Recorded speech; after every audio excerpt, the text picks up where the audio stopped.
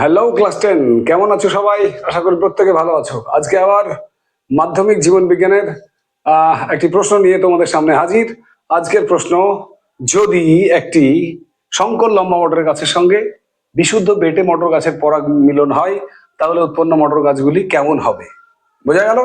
প্রশ্নটি হচ্ছে, সংকর লম্বা মটর গাছের সঙ্গে যদি একটি বিশুদ্ধ বেটে মটর গাছের পরাগ মিলন হয় তাহলে উৎপন্ন মটর গাছেরা কেমন হবে লেখো। ঠিক আছে, তো তার উত্তর আমরা কেমন করে করব দেখো।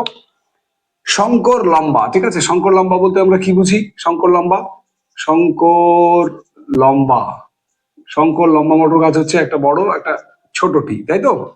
তার সঙ্গে কার বিশুদ্ধ বেটে, বিশুদ্ধ বেটে, দেখো বেটে সবসময় বিশুদ্ধই হয়, সেগুলো তোমরা অলরেডি ক্লাসগুলো যখন করেছিলে বংশগতির জেনে গেছো।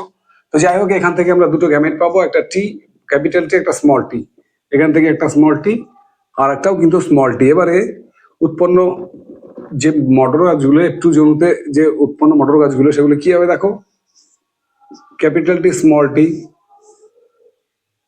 Capital T small tea, small tea small tea, small tea small tea. চলো এক এক করে বলো। প্রথমে কি হলো, একটা বড় একটা ছোট, তার মানে কি সংকর, সংকর। আর দুটো টি এর মধ্যে একটা বড় হলেই সেটা হয়ে যাবে লম্বা। সুতরাং প্রথম মটর গাছটা পেলাম আমরা সংকর লম্বা। এটা কি হবে? এটাও সেম, সংকর লম্বা। এটা কি হবে? দুটো টি ছোট আছে, তাহলে কি হবে?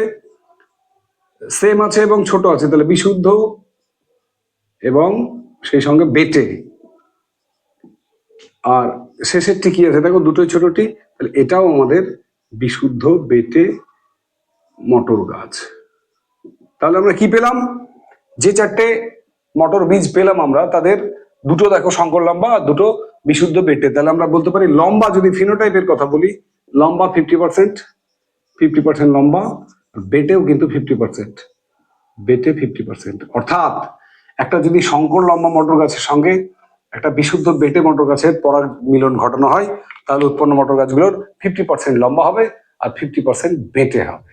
ঠিক আছে, আজকের ক্লাস এ পর্যন্তই। টাটা।